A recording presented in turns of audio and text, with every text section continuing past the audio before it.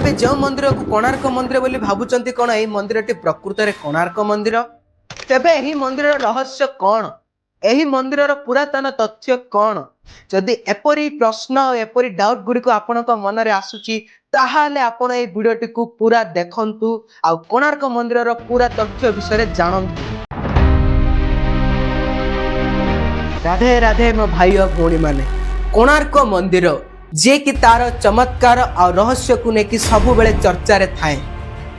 वैदिक कालर प्रथम देवता होचंती सूर्यदेव आउ एही देवंक पई एही मंदिरटी समर्पण और सूर्यदेव को वेदर आत्मा बोली मध्य कुहा जाई थाए। कोणार्क मंदिरर निर्माणर इतिहास तो आपण माने समस्ते जानी छंती जे कोणार्क मंदिर किपरि निर्माण होइथिला।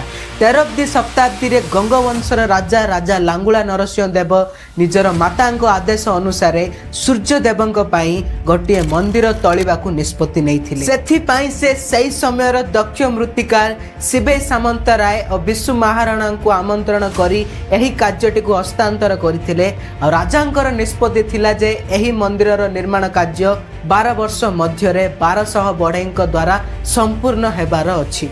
और समयर चक्र रे धीरे धीरे मंदिरर निर्माण कार्य संपूर्ण होबार लागिथिला किंतु सबुठारु बड़ संकटर कारण थिला जे 1200 बढ़ई मिसिकी भी मंदिरर दधि नौती को बसाई पारु नथुले। और सही समय रे विष्णु महाराणा 12 वर्षर पुओ धर्मपद आसिकी पहुंची थिले और से सही 1200 बढ़ई चिंता को दूर करिबा पई मंदिर ऊपर चढ़ी मंदिरर दधि नौती को बसाई असंभव कार्य को संभव करि पारथिले। फल रे किछि समय पई 1200 बढ़ई मध्य रे गोटे हस खुशीर लहर उठिथिला किंतु परवर्ती समय रे 1200 बढ़ई मध्य गोटे आशंका प्रकाश हैला जे जेतेबेले एई विषयटी राजा जानिबे ताहाले राजा विचार करिवे जे जो कार्यटी को 1200 बढ़ई संपूर्ण करि पारिलेनी सेई कार्यटी को गोटे 12 वर्षर बालक संपूर्ण करि पारिला तेबे राजा सही 1200 बढ़ई को मृत्यु दंड देबे।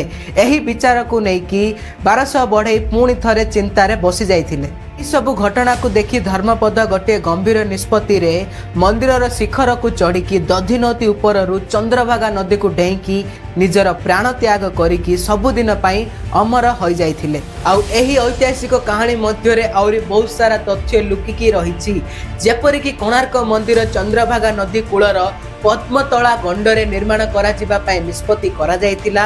आउ जो दधि नौती को धर्मपद बसाइतिले सेही दधि नौतीर ओजन 53 टन थिला और यह एक चुंबकीय पदार्थ रे निर्माण करा जाइतिला। आउ धीरे धीरे समय परिवर्तन घटिला। इंग्रेजी और पोर्तुगाल मानकर शासन भारत में प्रचलित हैला। जेतेबेले इंग्रेजी और पोर्तुगाल माने ओडिशा को चंद्रभागा नदी दे प्रवेश करथिले सही समय रे कोणार्क मंदिर चुंबकीय आकर्षण जगु इंग्रेजी और पोर्तुगाल मानकर जहाज गुड़िक निजर गति और दिग परिवर्तन करी बुड़ी जाउथिला। जेतेबेले सेमाने जानिबाकू पाइले जे कोणार्क मंदिर रे थिबा सेही चुंबकीय प्रभाव जगु सेमानकर जहाज गुड़िक नष्ट होई जाउची ताहा परे सेमाने सेही चुंबकीय पदार्थ को निजर प्रदेश को बही नैथिले जहा फल रे प्रकृत कोणार्क मंदिरटी ध्वंस विध्वंस होई जाइतिला। आ प्रकृत कथा हला आमे एबे जो मंदिरटी को कोणार्क मंदिर बोली भाबुचे प्रकृत रे सेहीटा हला कोणार्क मंदिरर मुखशाला मंदिर।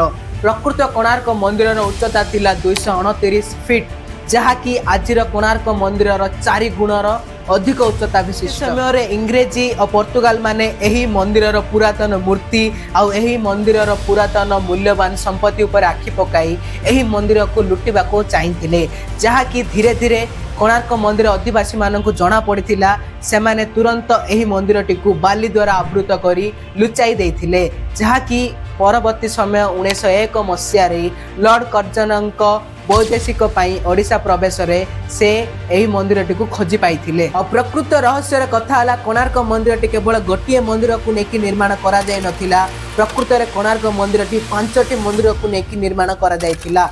प्रथमतः है नाट्य मंदिर जोटी देववासी माने निजर नृत्य प्रदर्शन करि पारुथिले। सेकेंड है प्रार्थना मंदिर जोटी भक्त माने आ संत माने निजर भगवान को प्रार्थना करि पारुथिले। और थर्ड है सूर्यदेवंक गर्भगृह मंदिर और फोर्थ है छाया देवी मंदिर और फिफ्थ है माया देवी मंदिर। और छाया माया होचंती सूर्यदेवंक दुईटी धर्म पत्नी। एही मंदिरटी प्राकृतिक समय गणनार अनुमान पई निर्माण करा जायतिला। जेतेबेले सूर्य उदय हेबे आपण माने एही मंदिरर अपोजिट साइड रे थिबा 24 टी चक्र माध्यम रे प्रकृत समय को गणना करि पारिबे। आ गोटे रहस्यर कथा हला आपण माने बाकी मंदिर गुडी करे देखिथिबे चारि दिगरे चारिटी द्वार थाए किंतु कोणार्क मंदिर रे तीन दिगरे तीनटी द्वार अछि जहाँकि पूर्व उत्तर और दक्षिण दिगरे अवस्थित।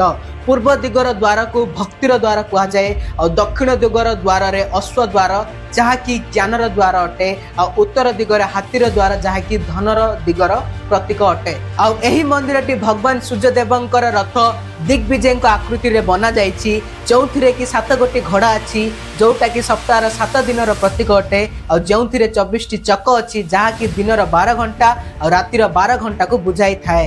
आ सबुठार बड़ रहस्यर कथा हला पुरी मंदिर सामने रे थिबा अरुण स्तंभ प्रथमे कोणार्क मंदिर सामने रे निर्माण करा जायतिला। परवर्ती समय रे जते बेले शिवाजी महाराज ओडिशा ग्रस्त रे आसीतिले से एही अरुण स्तंभ को कोणार्क मंदिर सामने रु बाहर करी पुरी मंदिर सामने रे स्थापित कर दे। तो जानिबा वर्तमान समय रे कोणार्क मंदिर रे कोन सब घटना गुडी को घटी आसीछि। एही किछि मास तळ रे कोणार्क मंदिर रे जीपीआर स्कैनिंग और लेजर स्कैनिंग मशीन द्वारा कोणार्क मंदिर रे भूतल रे थिबा प्राकृतिक मूर्ति गुडी को विषय रे जानिबा को मिलिछि। और सबुटु गर्वर विषय एटा जे भारत 77तम स्वाधीनता दिवस रे अमेरिकार न्यूयॉर्क रो टाइम्स स्क्वायर प्लेस रे कोणार्क मंदिर अविकल मूर्ति गुडी को स्थापना करा जायतिला जहाकू कि जाजपुर जिल्लार ललितगिरी शिल्पी माने निर्माण करथिले। आशा करूची वीडियोटी आपण माननकु बहुत भल लागिथिबो। जदि वीडियोटी भल लागिछि ताहाले वीडियोटी को लाइक कमेंट शेयर करंतु और चैनल को सब्सक्राइब करिकि बेल आइकन को प्रेस कर दियंतु। धन्यवाद।